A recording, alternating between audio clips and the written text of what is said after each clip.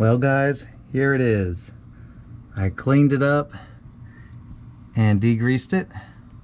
Not 100%, but I got it 10 times better than what it was. And let me show you the bell housing. This cleaned up very nice. Look how clean that is. You can clearly see the pivot ball now. There it is right there. So this tube on which the throwout bearing rides, it looks okay and I don't feel any grooves except for right here. It's a little hard to pick up on camera. There you can kind of see it. But I'm not sure that the throwout bearing actually goes back that far. I may have to mock this up because it looks like you can see this line right here to here. I'm pretty sure that that is where the throwout bearing actually rides. So if this is here, that wouldn't make that much of a difference. And it's not that much of a divot. I mean, it's probably like, half a millimeter, but still, you don't want anything, abnormal riding, where your throwout bearing is riding. So I may have to buy a new one of these. Forgot what these are called, but may have to buy a new one. I think it's like 75 bucks for a new one, but I don't know. I need to do some more research and see, maybe mock up the new fork and throwout bearing and see where it lands. But anyways, that's something I need to consider. And like I said, that's all cleaned up. But now I'm going to concentrate my energy towards here, the rear main seal housing right here.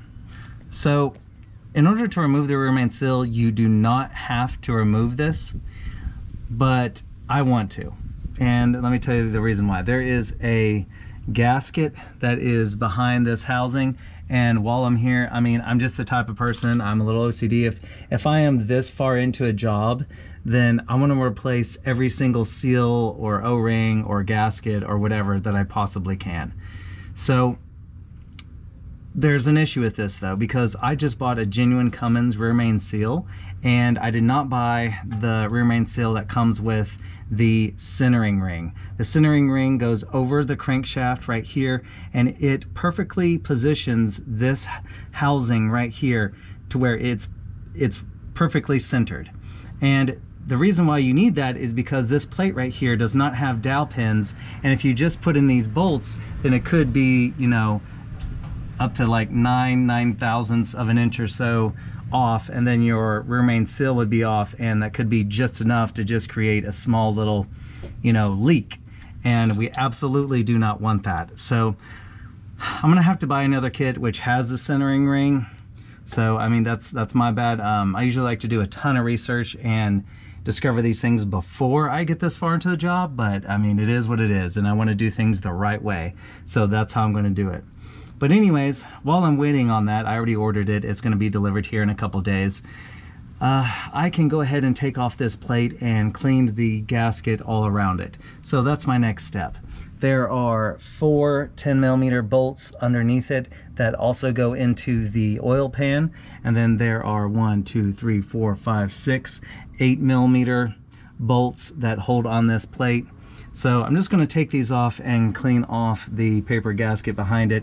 Also, obviously you can see that this is the mating surface of the oil pan. So definitely going to have to, try to not, damage the oil pan gasket that's down here. You can see it right there. It's orange.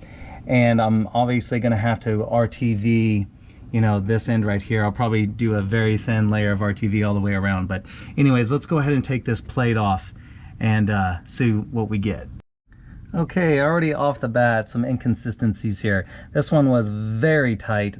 These two moderate, and this one wasn't even tight at all. I could just undo it with my hands. So that's a little sketchy there. That's another reason why I'm wanting to take this off, because also this doesn't look like it's the right depth, because I do have a depth tool and I already put it on here, and it did not line up with this. And also the bottom of it looks like it is well, the top of it looks like it was in more, and then the rear of it looks like it was out more. So it doesn't, whoever did this job, because this has been replaced before, whoever did this before me, it just didn't look like they did it the right way. Even just looking at this, it's hard to pick up on camera, but there's more space on this end than there is on this end. It's really hard to pick up on camera, but you know, we're talking very, very, very small amounts, but I mean, that's just enough to make it to where there could be a leak on this. So I just think whoever did this before me did not do it correctly, and I want to redo this job so I know it was done correctly.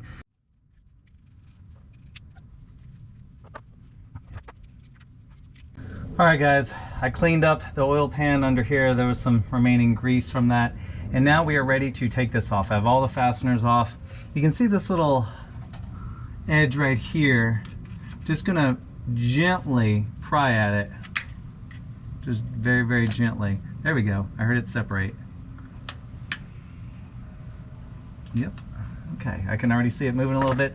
Now, in order to get this off, you want it to come forward towards you a little bit, like lean, and then you'll have to go up a little bit. That's just because it is attached to the oil pan as well. So I'm just gonna lift up just a little bit. Oh, you know what? I don't want this gasket to break. So I may, oh, it already has. Let me see. If I can, I'm gonna try not to ruin the oil pan gasket. I'm gonna try to keep that on there, although it's, yeah, it already broke. So let's just take it off. There we go. All right. There we have it. Whoa, oil is leaking out of it. Okay, I just got oil. I need to clean up a mess. There we have it. Oh good, my crankshaft is not worn. It doesn't have any grooves or anything in it, so that's a very good sign. All right, now I'm going to take this over to the table and I'm going to clean off the remaining bit of grease off of this plate. All right, let's see if we can bust this rear main seal out just with a hammer and a punch.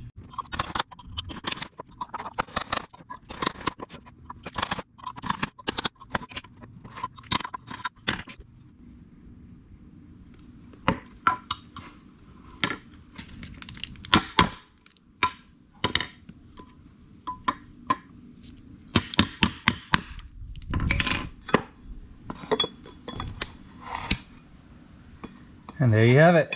We busted it out. All right, now with the rear main seal out, I am going to go ahead and get my brushes and my degreaser.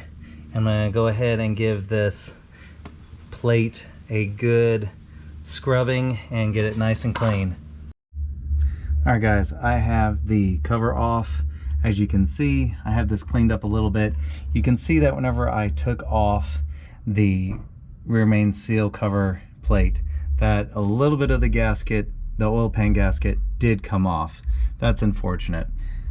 But I think what I'm going to do is I'm going to clean this surface up. I'm going to clean up as much of this oil as I can get off of here, and you know, probably spray it with some brake clean up the surface really well.